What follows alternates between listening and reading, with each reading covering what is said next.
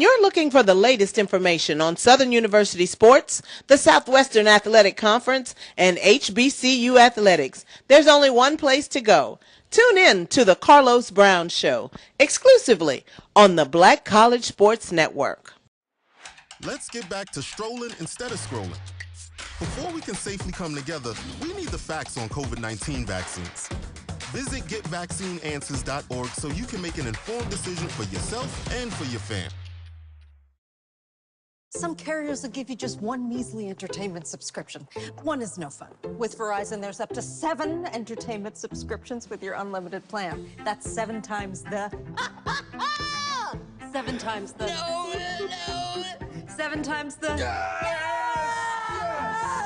Music, gaming, Disney Plus, Hulu, ESPN Plus, and more. That's 7 times the entertainment! Because everyone deserves better. And with plans starting at just $35, better costs less than you think. If you think all pads are exactly the same, think again. This is Always Ultra Thins reinvented with the Always Triple Protection System. This pad wicks gushes 90% faster, absorbs even more so you can feel dry, and locks odors in. Rethink your pad for up to 100% leak-free and odor-free comfort with the totally reinvented Always Ultra Thins. This is always like never before. Nope. Nope. Come on, him? Ooh, I like him.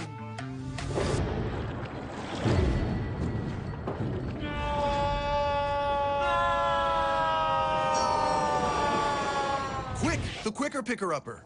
Bounty picks up messes quicker, and each sheet is 2 times more absorbent, so you can use less. He's an 8. He's a 9. Bounty, the quicker picker-upper. At Tyson, we know taste is local. Some like their beef pit smoked, their chicken spiced all the way up, or their pork sweet and saucy. Local flavors, global impact. That's what feeding the world is all about.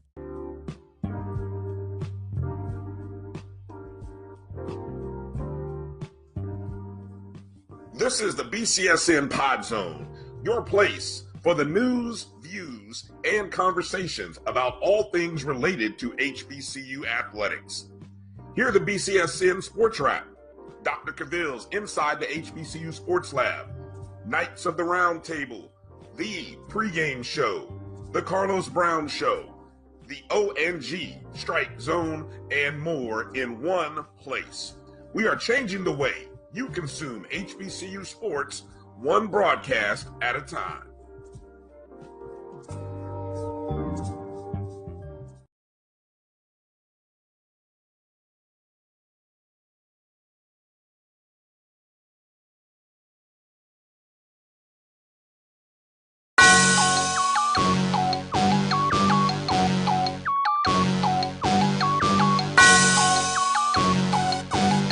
Yeah.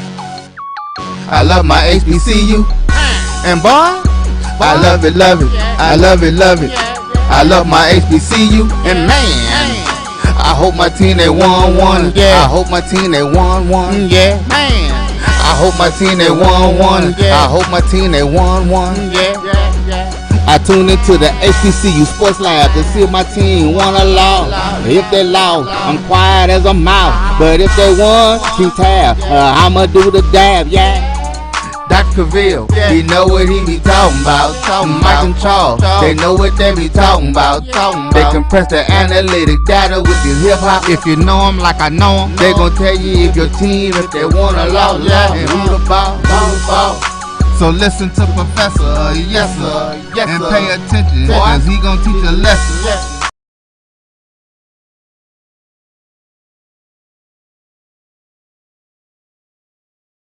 Okay. This is Dr. Bill inside the HBCU Sports Lab with Mike Watson Charles Bishop. You see him, I got the Southern Jack State on, and they making sure they got their gear on and get ready for this game. But it's like that. It must be a big game this weekend. Must be. Second half of the show we'll get into it.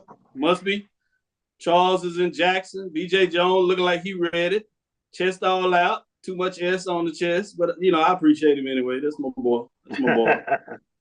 Welcome to episode 338 inside the HBCU Sports Lab radio show and podcast. The show that's covering the sporting HBCU dash for all things HBCU sports.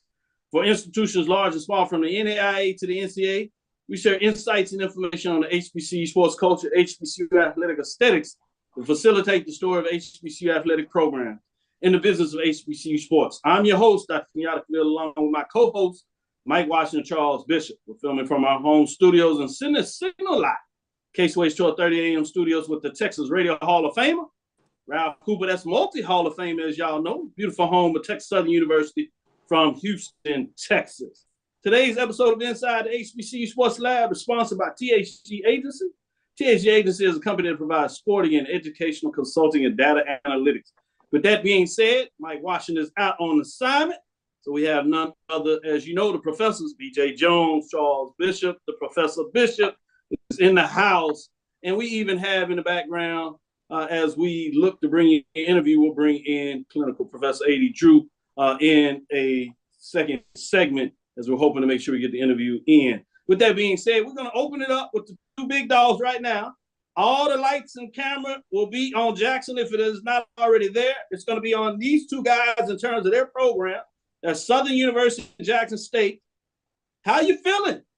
What is it? 24 hours away? I mean 48 hours away? How you feeling? Feeling awesome. I mean, I think there was a lot of buzz here in Jackson. I think, obviously there's a lot going on in regards to will he or won't he. But Jackson State fans are looking forward to the SWAC championship game this weekend. We got city dignitaries here in Churchill right now. They're talking Jackson State sports, talking HBCU sports. It's a fun time to be following the HBCU football right now. I was going to ask BJ, but he bit his bottom lip. I got a little nervous, scared there, like he was going to hit somebody. But I'll go ahead. Oh, man. How you doing? How you feeling, man? Man, I'm excited, Doc. I mean, anytime you make it to a championship game, man, it's a special thing. It's very, very special when it's Jackson State on the other side. It's only happened twice before, in 1999 and 2013. Both wins for Southern, yes. Both wins for Southern, man. We looking to keep that, man, 3-0, man, going on Saturday, man. But just excited for the ball game, man, and really just focused on Saturday and how do you right a 35-point loss back from October. And that's the biggest thing, and that's, the biggest challenge for this football team. And I'll say this, with two of the superpowers, I think there are a couple of other ones out there that people would like to think about. So I'm not saying they're the only superpowers out there, but certainly two of the superpowers out there. It's hard to imagine over 20-some years, a little less than 25 years, that the two schools have only played twice. Essentially, that was obviously to open things up. You go more than a decade and essentially almost to close things down, if you would, in Houston, kind of bookending things. So it's hard to believe in a lot of ways, but I guess the facts are the facts. Two championship appearances, at least against one another. Obviously, both teams have been in it a couple of times other than that, including winning it. Let's get back into some of the news of the day. Obviously, let's give some women some love. Volleyball is out there, NCAA tournaments, and we have 3 Division I HBCUs represented. Obviously, we talked about Division II getting into the NCAA Division II tournament on volleyball a couple of weeks ago, but now it's showtime for the women. Charles, give me an update in terms of some of the news of where these women are playing, if you would, in regards to the NCAA tournament. And if not, just talk about general congratulations. Obviously, it's Delaware State getting in it, representing the MEAC. And then you have Florida A&M representing the MEAC, representing the SWAC. And then surprising to some that hadn't happened since 2007 is Tennessee State representing the OVC. What are your thoughts on this? A lot of great representation from HBCUs in regards to volleyball. As you mentioned, Florida A&M volleyball program, they're going to be taking on the University of Florida. You also have Tennessee State. They're going to be traveling to take on Ohio State. That's on tomorrow. And then Alabama State volleyball, they will be facing Southern Miss. So you have a lot of great volleyball teams that have extended their season here, postseason play. So looking forward to see what those teams can do over the weekend. Yeah, when you talk about that Alabama State, they got invited to the NIVC. If you think about the NIT type of tournament, CBI and basketball, it's a separate tournament, and this is one to get invited. I did say Delaware, and just for the record, they'll go up and face Nebraska. So two of the teams are facing teams out of the Big Ten and one of them out of the SEC. So tough sledding there, but certainly the joy is the fact that you won your conference and got it done and got a chance to slay Goliath, if you would. But to get back on yours, when you talk about Alabama State, they got an invite to the NIVC tournament. Southern Mississippi is who they'll face, as you talk about. And in Coppin State, out of the MEAC, they were runners up, obviously, out of the MEAC championship. And they also got to bid to the NIVC, as they will be heading and they draw and will face Wake Forest. To give you some updates there, just to give you some components of what's going on there. Let me go to you, BJ Jones, in terms of your thoughts of either playing in the NCAA tournament or, as we said, these teams that got an invite to the NIVC tournament, getting a chance to postseason regulation in terms of playing in volleyball. What are your thoughts in terms of shining some lights on the women out there at HBCU sports? Oh, man, shout out to all the teams that made the postseason, man. Anytime you're able to extend your season and play in the postseason, man, get those extra practices, get that experience. I mean, go out and have an opportunity to compete against some of the best, man. That's something special. So I'm pulling for all of these young ladies and their teams, and, you know, hopefully, man, we get some upsets here in the tournament. Oh, man, upsets. I like upsets.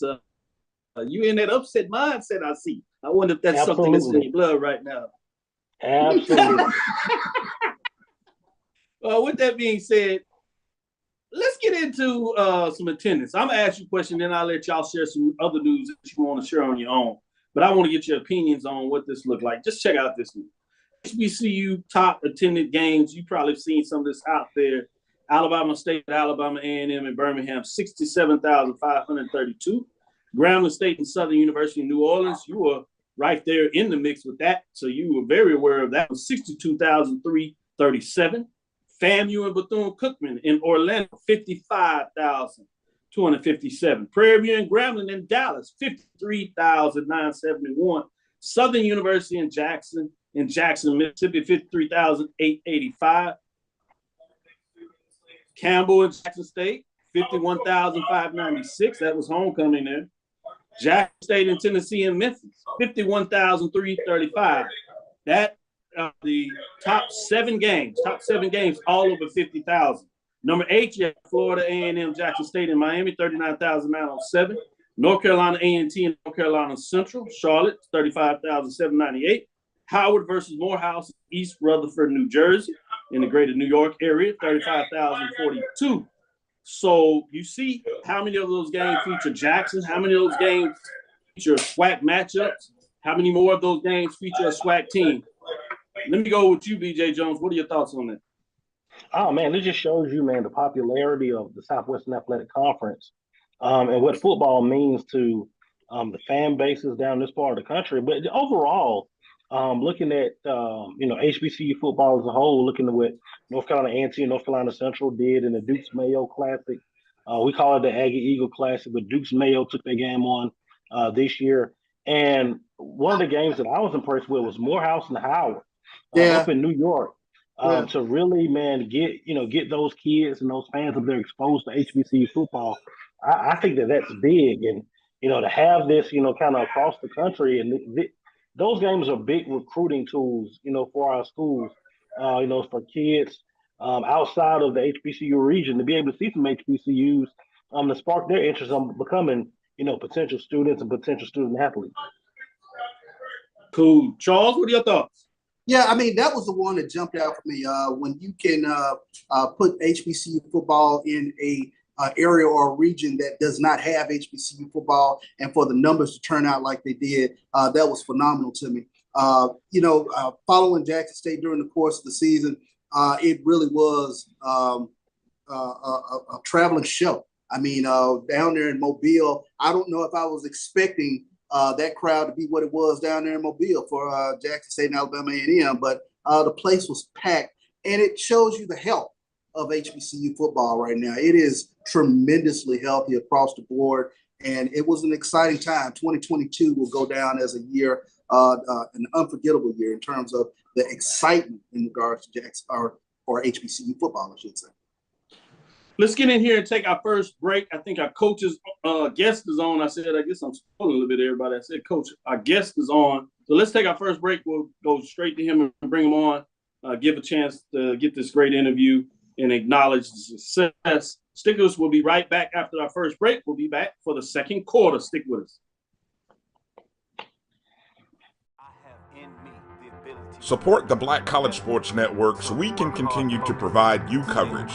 Go to myjbn.com/support and be a part of the Black College Sports Network. They can follow their dreams.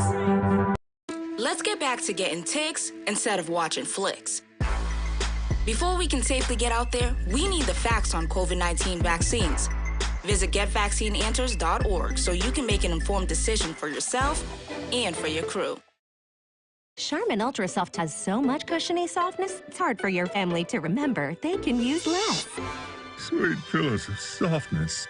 This is soft. Holy Charmin. Oh, excuse me. Roll it back, everybody. Sorry.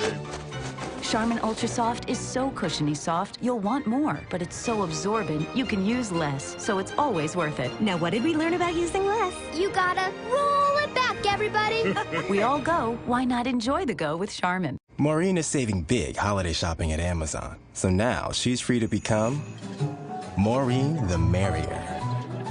Food is her love language, and she really loves her grandson. Like, really loves. Since 2002, Empowerment Resources, Inc., a nonprofit organization, has empowered more than 1,500 youth and adults in Duval and surrounding counties through its programs Journey into Womanhood, Girls Mentoring, Life Skills for Teens, and parenting education coaching. To get involved with programs, volunteer, or donate, visit www.empowermentresourcesinc.org. Follow us on social media, facebook.com/empowerment.resources and instagram.com/empowermentjax.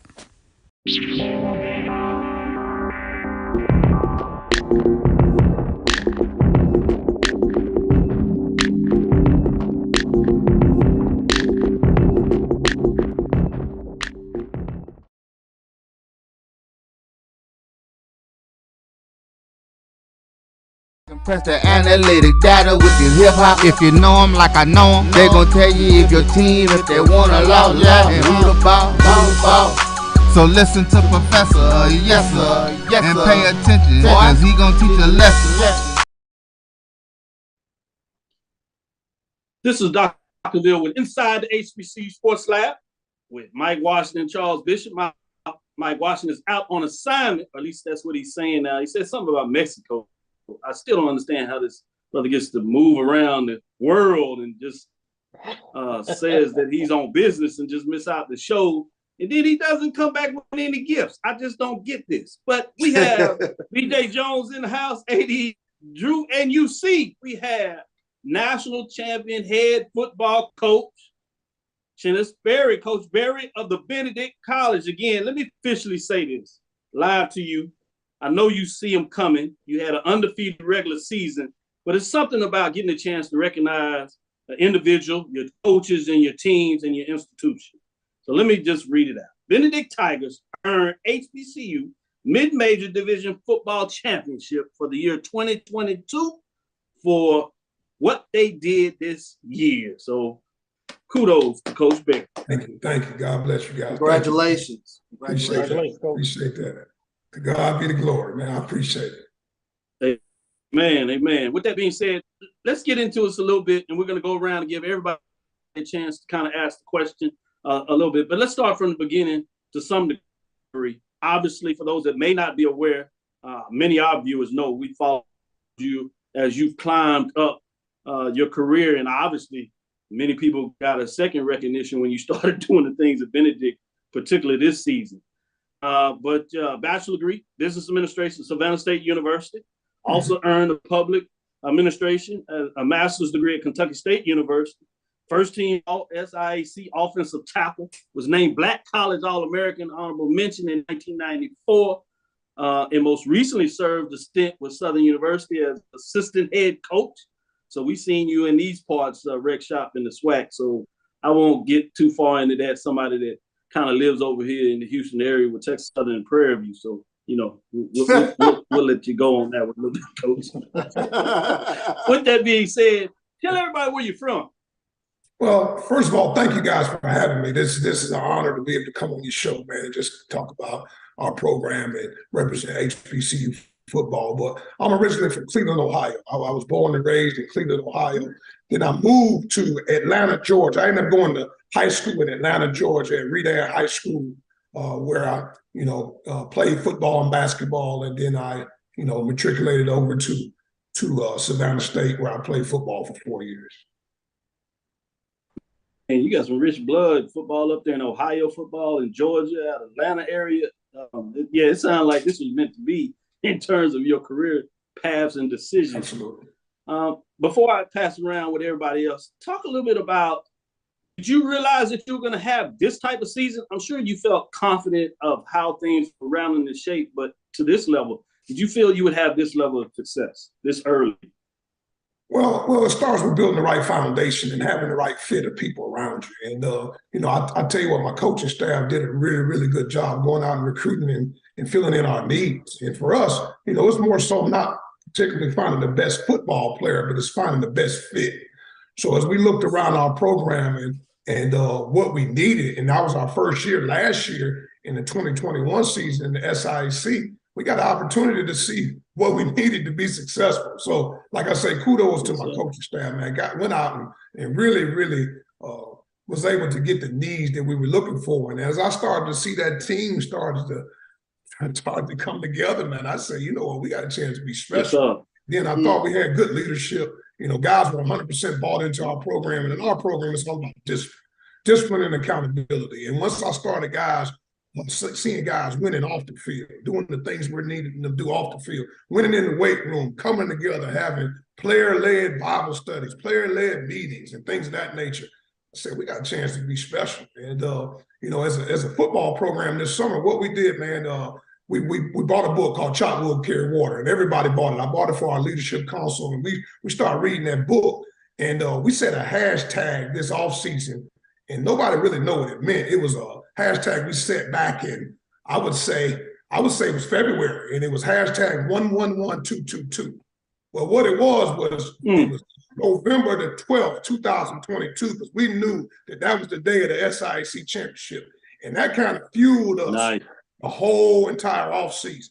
So the first day of training camp, I told the team when we opened up that book, Chop Wood, Carry Water, because the emphasis of that book is fall in love with the process of becoming great, surrender the outcome. So what I did was on that day, we put that hashtag 111222 to bed. And I said, we won't say it anymore for the rest of this season. We're going to surrender the outcome and fall in love with the process of becoming great. And let's just try to go 1-0 every day. Let's just try to win the day. Don't worry about the end goal. Let's be the best we can be every day. And we used that, and that fueled us the whole season. So instead of, about midway through the season, we were about 5-0, 6-0. People would ask us our record. We would just say 1-0, 1-0, just keeping that 1-0 mindset. That carried us through the season, man. And before you looked up, man, we had won 11 straight, man. So God is good. Amen. Professor Bishop, go ahead and jump in. Yeah, again, Coach Gary, I want to say congratulations on a phenomenal season. And I wanted to follow up on something you said because you mentioned doing the right things off the field. And one person that caught my eye was the SIC Defensive Player of the Year, Luka Denilis. Not only is he a tremendous defensive player, but a 3.92 GPA, and that stood out for me. But talk a little bit about what he means to your program and his season. Let me tell you something, man. First of all, when that name comes up, his name is Luka Denilis. And when that name comes, it brings joy to my heart. You're talking about an amazing man, first and foremost, character. He's not a man of a lot of words. He doesn't say a whole lot. But you're talking about a man in that weight room. He's got an amazing GPA. He's very well spoken. He is a leader. He's on my leadership council. And that's not to say that how great a football player he is. I mean, he is an amazing football player. He has an amazing motor, but he's an amazing person. And we always try to preach in our program character, man. We want guys that want to lead on the field, lead off the field, and we can have several of those guys in our program. We got a chance to be really, really special, man. But Lubert Annalis, man, he's got an amazing work ethic. He is a kid that has come into our program, but we actually got him from Southeastern University. It's an NAIA school down in Florida. And when he came in, man, he's just been a leader on and off the field and an amazing football player, but I would say more than anything, an amazing person. And he's a man of God. So he's my kind of guy. Appreciate that, Coach. Professor Jones, follow up, please. Coach, man, Chalk wood, carry water, man. That was a mantra at Southern University for many years. And one of the things that I love about your program, I always say, man, a Chennis Berry coach football team is going to be disciplined. And if you watch that offensive line, it's going to be a thing. It's going to be poetry in motion. And this year was no different. Man, just talk about this football team, this offensive line, and that running game that you guys had. Man, how are you able to do this year in and year out, man, where that offensive line is just from the nickel at Southern University to now at Benedict, it is a thing of beauty. Well, first of all, I appreciate you, man. First of all, I appreciate you for acknowledging that, man. And, anytime you build a program, and I'm a firm believer in this, man, from Little League football to the NFL, you better be able to win up front. All those skill guys, man, they're going to be pretty compatible, man. Those receivers, quarterbacks, receivers, running backs, things of that nature, DBs. But when you're talking about building a program, it's got to start from the O-line and D-line. And I'm just a firm believer in that. And as long as I'm the head football coach or wherever I'm at, we're gonna build it from the core. And that's going to be O-line, D-line, and quarterbacks. And, that's what it's all about ultimately at the end of the day. But, when we put this O-line together here, man, it is something that has come a long way in a short period of time, because when we first got here, man, I tell you what, I wouldn't roll those guys out there with anybody, man. But we had an opportunity to do some recruiting and see the needs in this league, and those guys have really come along, man. So we had a really good unit this year. They call themselves the Fist here at Benedict College. That's 5 working as 1. And those guys really, really grew together. And a lot of those guys were 1-year guys. We had 2 guys that had been in the program, our starting center and our starting left guard. But those other 3 were 1-year transfers. We had one young man named Tyler Pritchard, who just was named All-Region today in our region. But he was an All-SIC guy. He came from Faulkner University, but he spent his first 3 years at University of North Carolina Tar Heels. So he was probably our best offensive lineman. He played left tackle for us. And then our right guard played 3 years at Langston University in the NAIA and played some good ball at Langston. So he came in with 1 more year to play. And then our right tackle, a name you may know, is Maurice Campbell. He played for us, big 6'7", 320-pound right tackle from Southern University, man. So, the good thing about him is he kind of knew the offense, because we run the exact same offense we ran there at Southern. And he knew the calls, he knew all that stuff. So he had a kind of leg up on the guys. So they had to gel together, because they were all 1-year guys, to be able to get us playing at a high level. And they really, really helped us deliver an SIC championship this year. Appreciate that, Coach. Absolutely. Great information. Let me go with A.D. Drew, our resident D, as he writes for the D2 column. He's been telling us about you all year long in the Benedict Tigers. Let me let clinical Professor Drew get in here and ask follow-up questions. First of all, Coach, congratulations on the fine season and your championship here at HBCU Sports Lab. First of all, thank you so much. Appreciate it. Thank you. Yeah, I had a chance to call or work, I believe, 4 of your games this year. 3 of them at home and 1 of them on the road.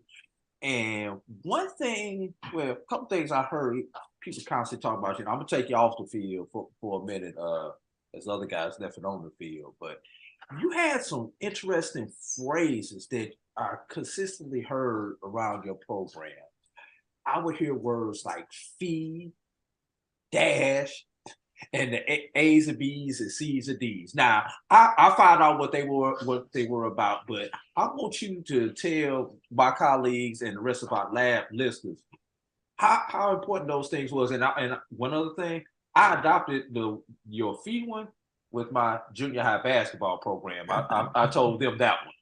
Man, that's gonna cost you, man. That's gonna cost you, man. I gave you credit though. I cited it properly. We in the educational sense, so I use proper citations and footnotes on it. Absolutely, no problem, man. No doubt, man. I'm big on hashtags, man, because I think guys have to relate to something.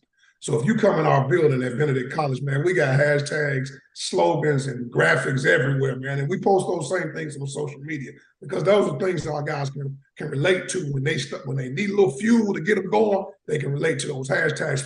So pay the fee.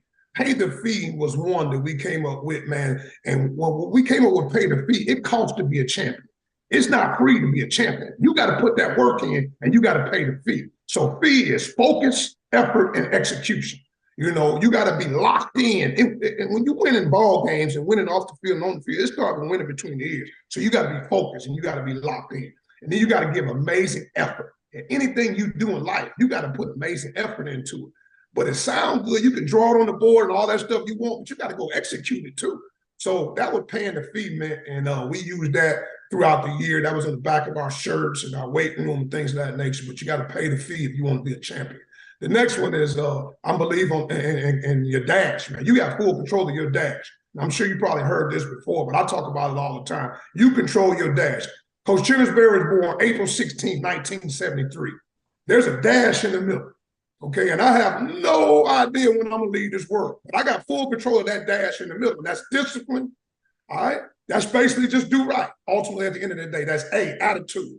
I got full control of my attitude when my feet hit the ground. I have a no negativity zone. With me, man, I'm all about great attitude, man. You got to have a great attitude with my players. I want positivity. And sacrifice. Sacrifice is just simply, at the end of the day, is iron sharpen irons. Because of you, I'm better, and because of me, you're better. And that's Proverbs. All right. And then last but not least, habits. H. All right. Man doesn't decide his future. He decides his habits. And his habits decide his future. And look, hey, good habits, good future. Bad habits, bad future. And I'm talking to my players about you got full control of your dash every day, man. You write your own story. Every day when you get up, you write your own story. Nobody writes your story but you.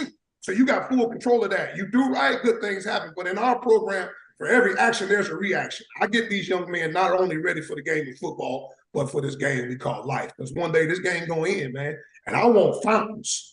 Tell my guys all the time, I don't want drains. I want fountains. I want people that's going to pour into our young men and pour into. I don't want drains. I don't want people to suck the life out you. I want fountains. And those kind of young men I'm developing in our program. Coach Barry, you had me fired up. Better be glad I ain't got no. Come on, man. We need a couple times. I you come in there next time. You keep talking like that, Coach. You had me ready to go. I'd be remiss if I didn't give you an opportunity to share some, obviously maybe talk about, going forward, what is the mission? Obviously we saw Bowie State as they kind of made their run. You went undefeated. You got the #1 seed in that region, which means you had to bye. Obviously the game didn't work out, but we've also seen the more times that you have a team that gets to the playoffs, the better they feel about it, they understand it, and it allows you to go forward. But with that being said, I would be remiss if I give you a chance to share some accolades. I know you talked about some players, you talked about some coaches. You may want to shout out the administration and some fans. I want to give you a moment to share, as we said earlier, as we announced that you are the head coach that led Benedict, along with your players and your coaches, to Dr. Cavill's mid-major national division HBCU champion. Thank you so much. Thank you so much. First and foremost, man, I'm a firm believer in this, man. When the good Lord gives you a gift, right, it's up to you to make it better than it was before you found it. So I'm super, super grateful for Dr. Rosalind Clark Artis, our president, and giving me an opportunity. Because I've been at this thing for a long time, and I believe in bloom where you plant it, man. Be the best you can be at where you at. If you're good at where you at, people will know. But you can't worry about the next place. You got to be the best you can be at where you at and bloom where you planted. So I'm grateful to be the head football coach at Benedict College. What a great place with great people, great location. We're in fertile recruiting grounds right here in Columbia, South Carolina, man. We got a great talent talent-ridden state, man. We can reach out and touch Georgia. We can reach out and touch Florida. We can reach out and touch North Carolina. So what a great place. And ultimately, at the end of the day, places are one thing, but people are something else, man. When you got great people that support you, and you know, people talk about building a program. You got to have support from the administration, and it starts from the top. And our president is so bought into our program and just trusts everything that we're doing. And my athletic director, Willie Washington, he's been here for 30 plus years, man, just really supportive of what we're doing and how we're doing. And that's what it all starts with. Peace of mind is something else. And I really love it here at Benedict College. And I really think that I've put a staff together that is special. You know, for me, I have a lot of young guys on my staff. I mean, most of my coaches are in their 20s. I have a couple, two or three coaches maybe in their 30s, but they're grateful for the opportunity that I gave them. Because a lot of these guys that I have on my staff, this is their first time becoming coordinators or position coaches, having their own room, so they're grateful. So they go all out. So not only, you know, I got awarded the SIC Coach of the Year, but I have the Coaches of the Year. I have an amazing staff of I don't use the term like-minded anymore. I use shared values. I don't want people to think just like me.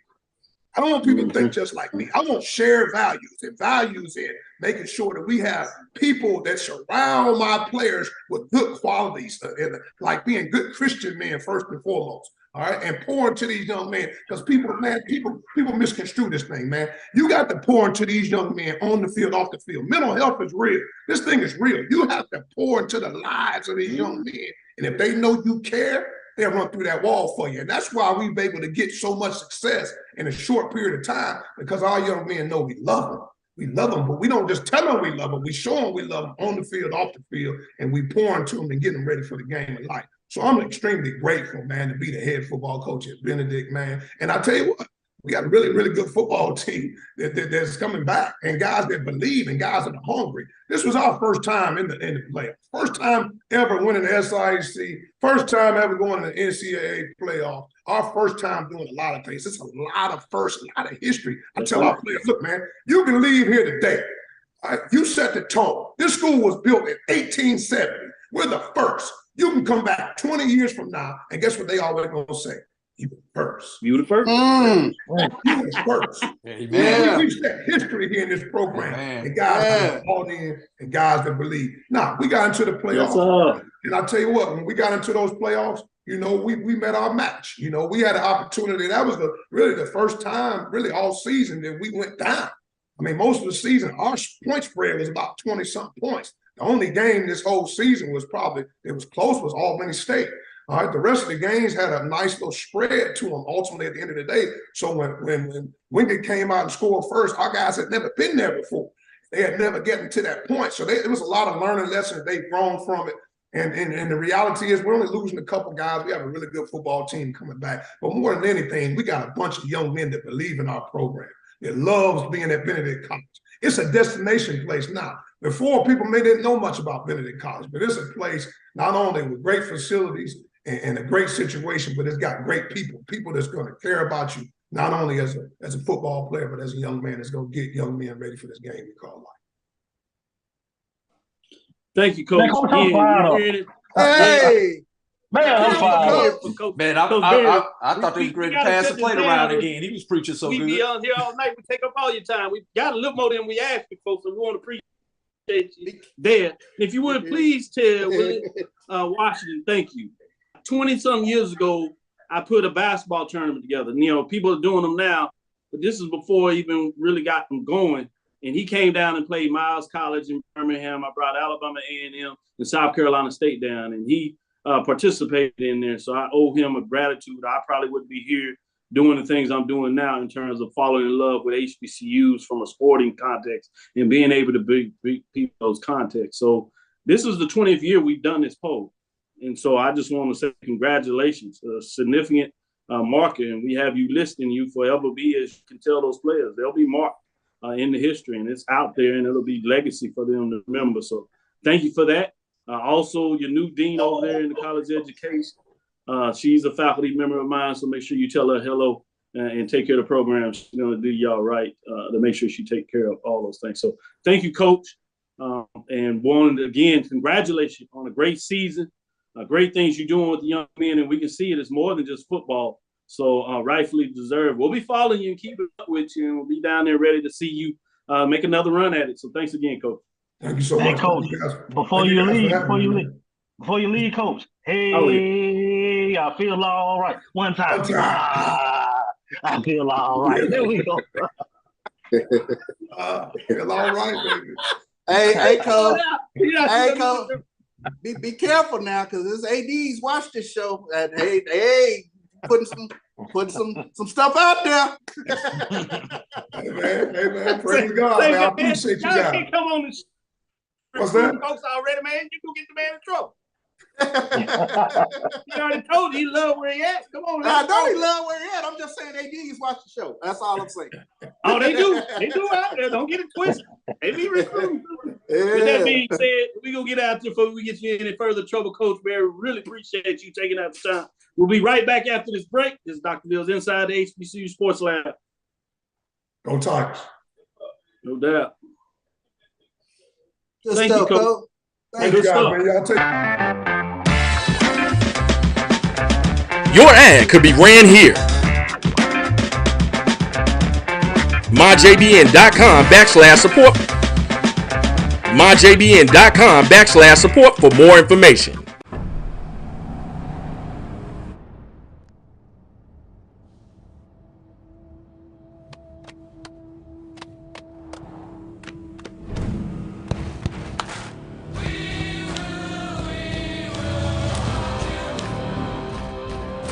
The new GMC Sierra with hands-free driving offers the most advanced and luxurious pickup in its class.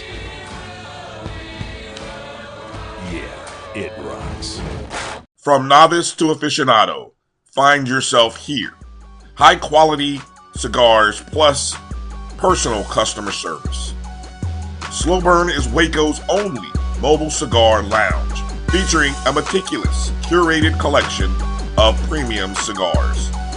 Visit our website, www.slowburnwaco.com. That's www.slowburnwaco.com. Supermarket sushi, really? No. Wait, Troy, you work here? I'm never not working. Like Head & Shoulders Scalp Shield technology, up to 100% dandruff protection, even between washes. Never not working, huh? Oh, Troy, you're such a good teacher. Yeah, I know. Never not working. Never not working. Never ever not working. Are you serious? Never not working. Dandruff protection that's never not working. Head & Shoulders Scalp Shield technology.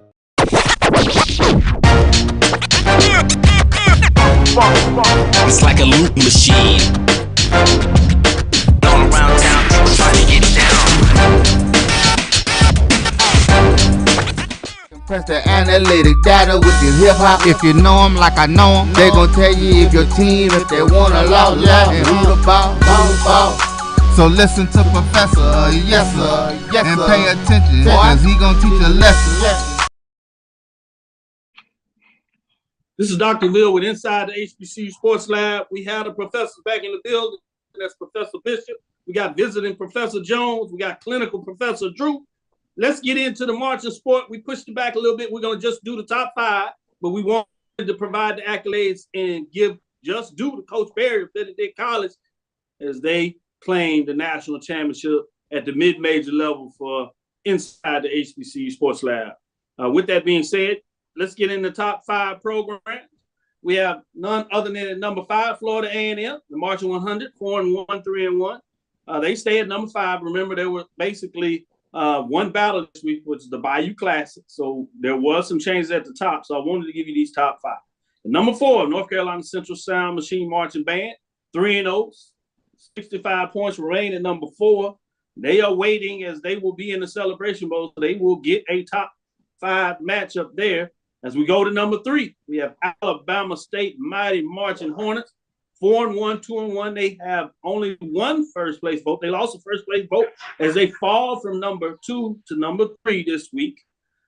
As they did not perform, wasn't their fault. Pine Bluff didn't take a team Turkey Day Classic. That'll probably change next year where you'll have the matchup with the Turkey Day Tuskegee.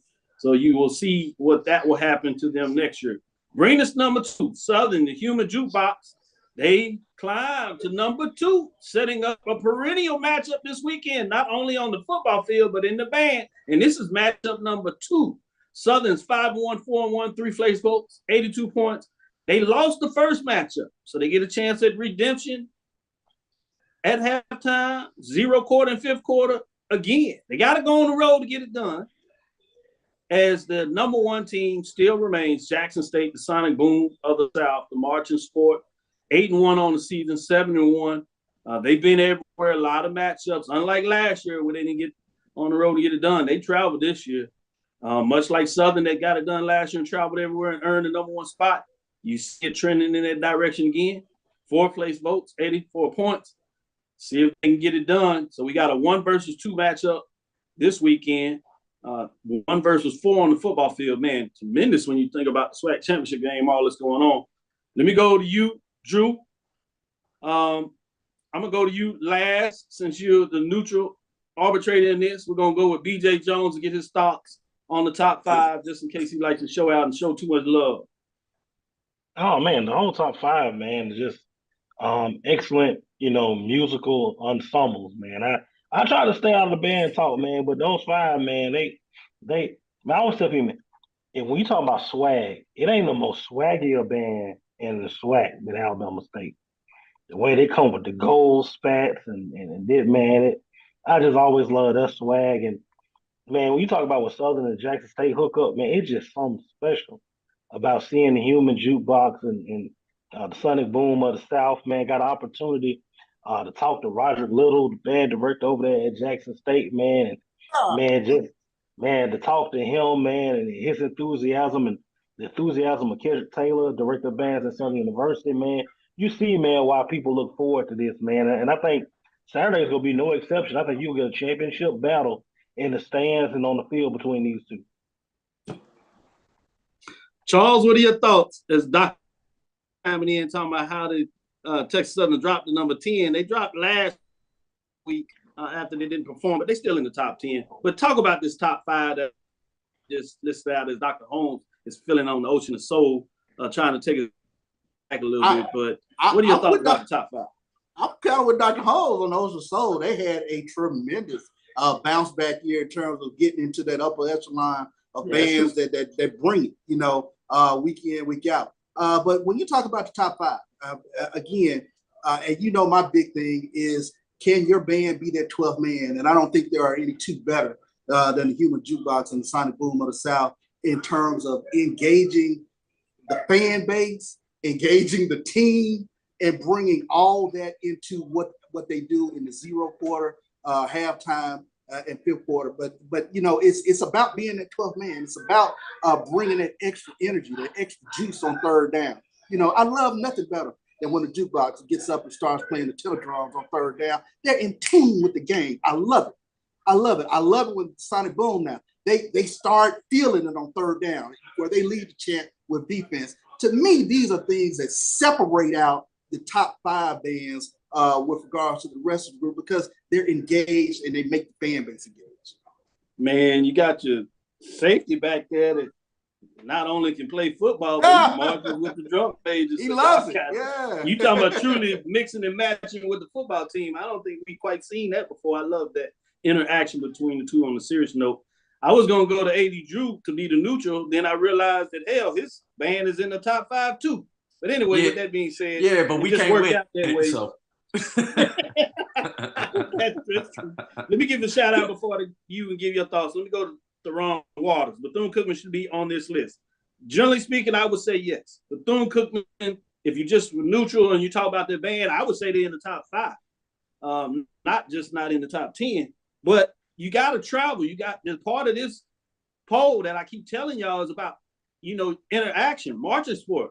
You don't get victories if you don't participate. If you're over on the sideline, you don't travel, I can't do anything with you. There's no matchups that I can judge you. There can't be a victory if teams don't go out there and play. So Theron Waters, go back to your institution and tell them that you are dissatisfied with the fact that they're not in Dr. DeVille's HBCU marching sport top 10, and you realize the reason they're not in here is because they don't march, they don't travel, and therefore teams don't travel to them. So even if it's just in that region with the Eastern Division, you got enough beautiful matchups.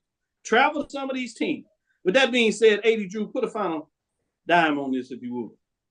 Doc, you know I love controversy and chaos when it comes to these polls and things like that. So I got to figure out some way to keep this thing interesting and find some type of potential chaos or something along those lines. Let's assume Saturday that the band whose team loses on the field wins the band competition. The opposite, opposite band wins. So obviously, no matter what happens Saturday, whichever band wins will be the new number one because it's a 1 versus 2 matchup. Cut and dry right there. There's no controversy, no chaos right there. But then, let's say when that team gets to the Celebration Bowl, the team that's sitting at number 2 because they're done because the home team won as far as the football goes. They get to the Celebration Bowl and then they lose to Central. So you got an idle team at number 1, and then you got your 2 and your 4 battling in the Celebration Bowl. Come on now, you know I love controversy. Now we're gonna be sitting up and fighting about who number 1. Hey, Drew, let me help you out. A SWAC band would slip their wrist if they lost to a BA band. I'm gonna be honest with you. Oh, we're going to a break. See, Charles, you just messed up the whole flow right there. I'm trying to create controversy. Mike watching Charles Bishop. Mike is out on assignment. Charles Bishop just broke down and dropped the mic to shut down. BJ Jones just hurt all my feelings. We'll be right back on my last break to talk about the actual football on the field in the matchup because Charles just dropped the mic and made us all sick. As Adrian Drew just loves chaos. We'll be right back after this break.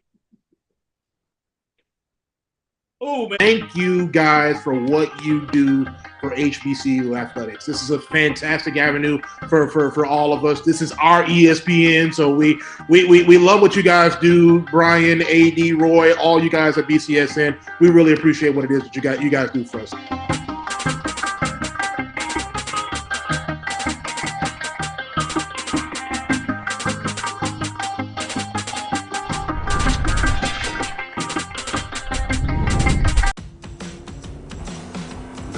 We'll be there soon.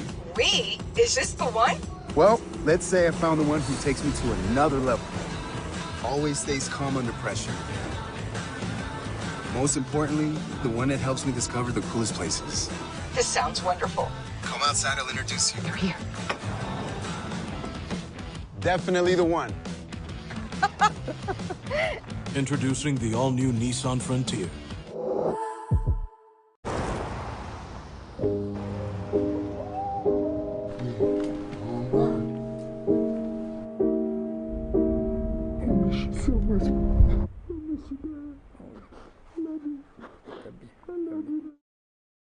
At CDW, we get speed as the new currency of success. Our team spends way too much time tending to outdated applications and software when they should be focused on driving application agility and innovation. CDW Amplified Development Services modernizes software and application development to help accelerate innovation and digital transformation. So you mean building new applications, UI, and mobile interfaces? Well, you said you needed to innovate more quickly.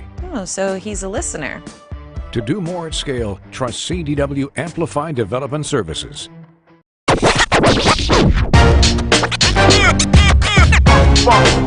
It's like a loop machine. All around town, people trying to get down.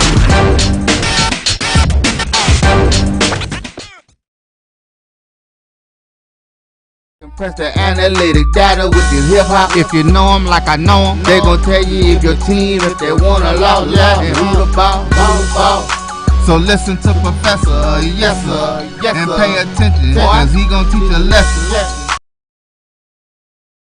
This is Dr. Cavil with Inside the HBCU Sports Lab with the professors. We're back in it. We got Professor Bishop, we got clinical professor, visiting Professor Jones. Eddie Drew is holding it tight for us as he came in there and broke us down on the middle part of the show. That being said, we got the big matchup, and I got 2 alumni in the building, so we're going to go straight from that perspective. We all know what's going on here. Jackson State, Mississippi Veterans Memorial Stadium, SWAC championship game, 3 o'clock, ESPN 2. Number 4 Southern Jaguars, as we released our poll on Tuesday, 7-4, 5-3. They won the West. 2 teams tied for it, but they had the head-to-head tiebreaker. at number one, Jackson State, who is undefeated, 11-0, 8-0. You know anything about the history here, you know. So we won't get into that. What I want to ask you all about, and I'm going to start with you, BJ, one or two things on offense that needs to be done for Southern to put themselves in a position to win this game. Well, number one, man, quarterback play has to improve. And that's whether it's going to be improved with Bashawn McCray or another quarterback. 4 games in a row, Southern has failed to go over 100 yards passing. That's not going to keep this Dennis Thurman defense honest at all. And if you have the inability to pass the ball, and we know Dennis Thurman knows that you can't do anything but run it, man, I'm pretty sure that he's licking chops. So have to be able to do that. And as a receiver, you have to help your struggling quarterback. We know the quarterback play for Southern hasn't been good, but there have been some opportunities for some receivers to make some plays, and the ball hit them in the worst place possible, square in the hands. Maybe they were surprised that it got there to them. I don't know. But once it gets there, you have to be able, to make a play. So, I mean, that's the biggest thing is that the pass game has to be night and day different than what it was the first time or the last four games for Southern. It has to be on one Saturday. Charles, from a defense perspective, obviously, arguably the best defense at FCS, certainly in the SWAC. We've seen it almost 2 years straight, but a defense that in a lot of ways probably has gotten better. What are the top two things or one thing that you want to see on the defensive side that must get done for Jackson State to win this game? Continue to stop the run and not allow Bashawn McCray to get outside of the pocket. I don't think the blueprint has changed from day one with regards to this Jackson State defense. You want to hold that running game at bay, and they've done a tremendous job of doing that all season. When you talk about being able to win in the trenches, I think that's the big thing. We know that Dennis Thurman is going to leave those corners out there on the island. Those corners have to be able to win those battles out there because the heat is going to be coming up front trying to get to Bashawn McCray. So, the big thing is, shifty backs like Carl Lagon. You got to be able to corral him. You got to be able to, keep this Southern rushing game at bay because I think when you take a look at the Bayou Classic, I think that's when things kind of opened up and that offense really kind of got in rhythm to me. Is when he was able to elude some pass rushes and make some plays with his feet. And then it becomes, a true 11-on-11 sort of situation. And he was able to win those battles. So you can't allow Bashawn McCray to win those battles. You got to be able to keep him in the pocket and come after him. But it all starts with stopping that run game. Sticking with you, now let's switch to the other side of the ball. Obviously, offensively, a couple of weeks ago, Shador obviously had the concussion, if you would. He came back, played. Some people maybe thought he didn't play as tough as he could. As you just saw the illustration, essentially, of this being the tournament. Obviously, whoever wins this gets the Celebration Bowl. You heard Coach out of Howard University refer to the MEAC as a 5-game tournament in North Carolina Central won that. But in terms of what has to get done in this essentially semifinal matchup, if you would, to get to the big dance in terms of Celebration Bowl, what does the offense for Jackson State need to get done in this game, close out, and find themselves in Atlanta? Take care of the football, number one. I think that's going to be the huge thing. When Jackson State gets in trouble, it's because they've given away possessions. So taking care of the football is going to be the number one thing. Getting Sibian Wilkinson involved in the game early, I think is going to be huge with regards to that Jackson State running game because he keeps this thing balanced, if you will. So you're not able to really, just load up a bear with regards to the pass. And the big thing with Shador, the ball has to come out of his hands. When the ball is coming out of his hands on time, this offense can be very lethal. I think where you see things kind of get kind of haywire with regards to the rhythm of the offense is when the ball is not coming out on time. So I think those are the keys for Jackson State is not giving away possessions, not turning the ball over. That's going to be number one. Good point. Good points. BJ Jones, let me go back to you. You obviously now talking about your defense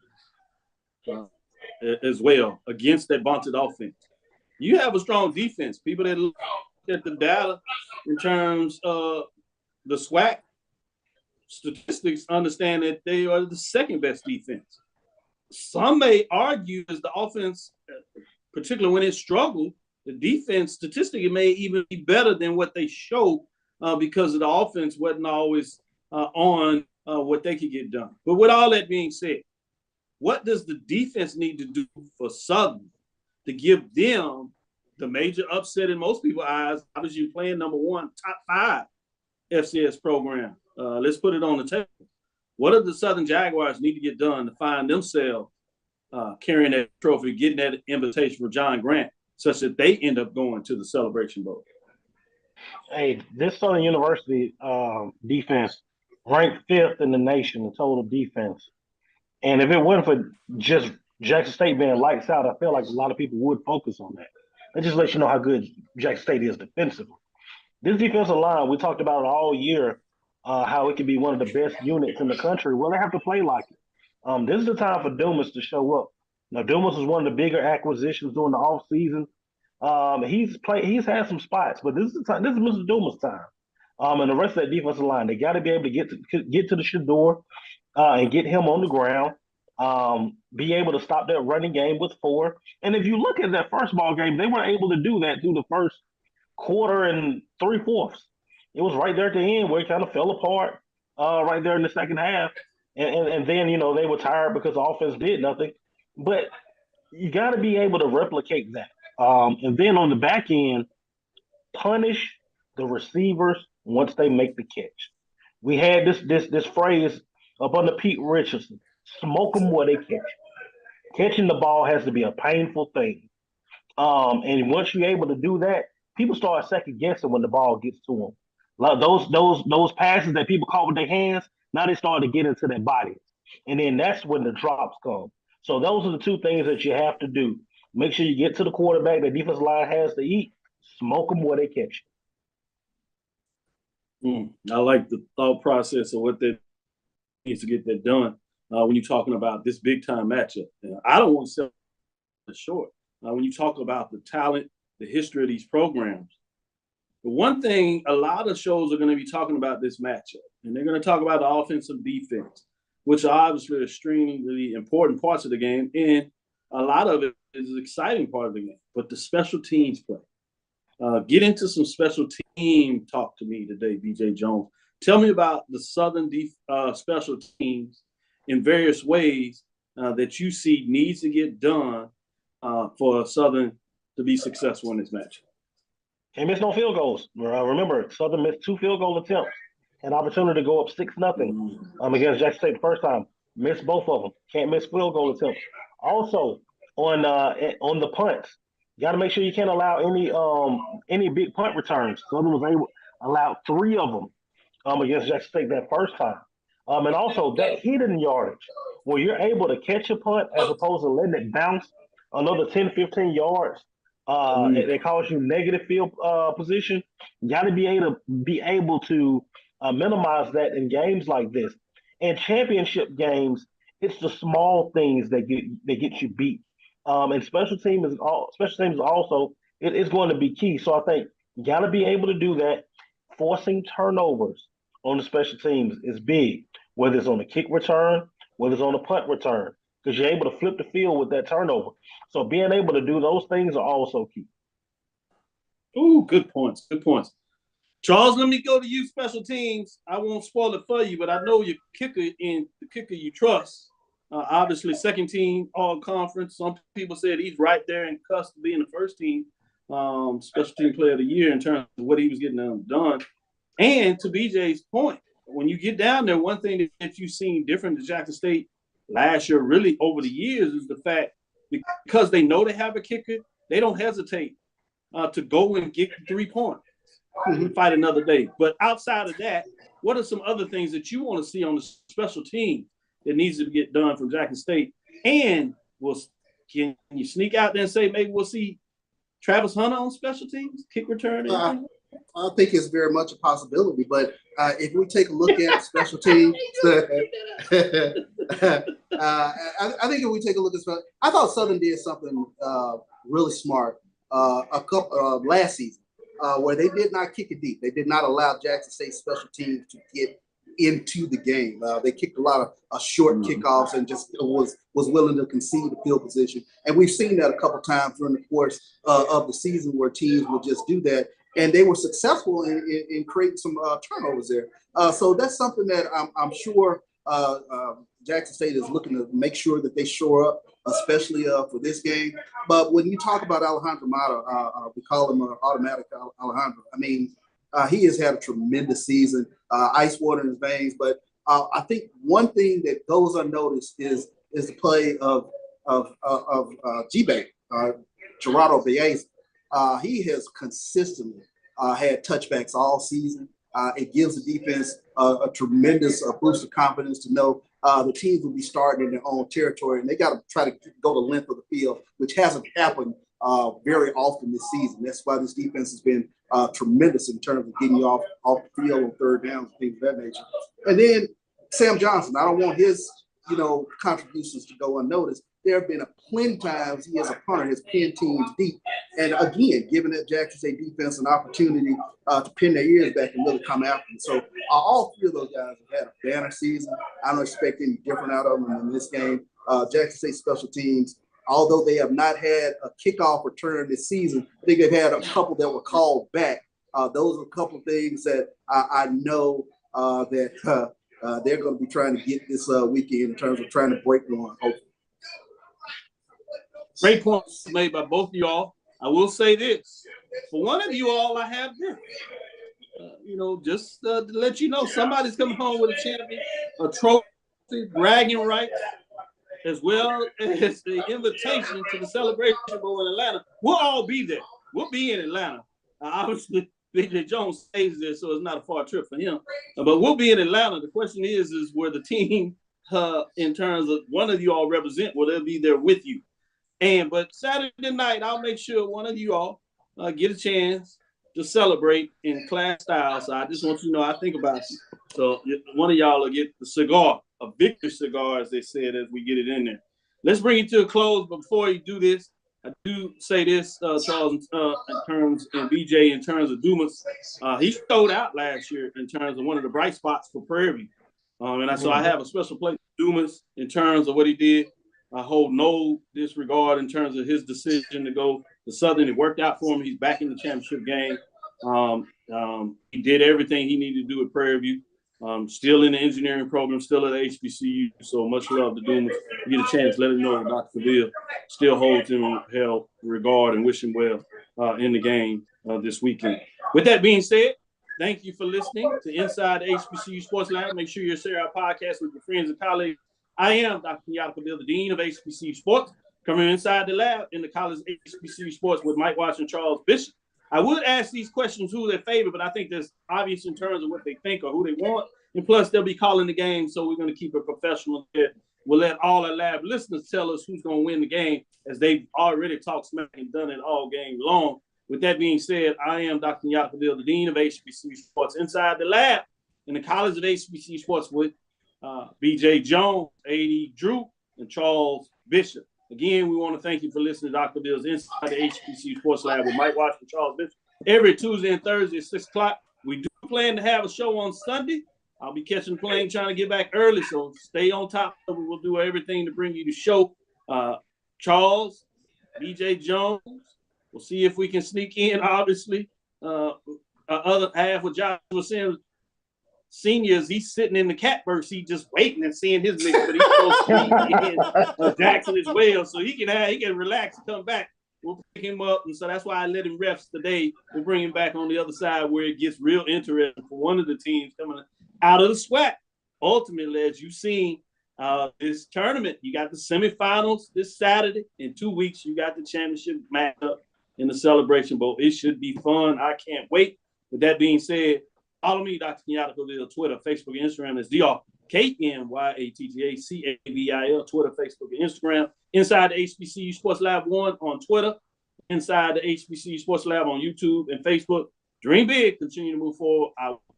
We will talk with you soon. Charles? Of course. DJ Jones? Lecture. AD Drew? Dismiss.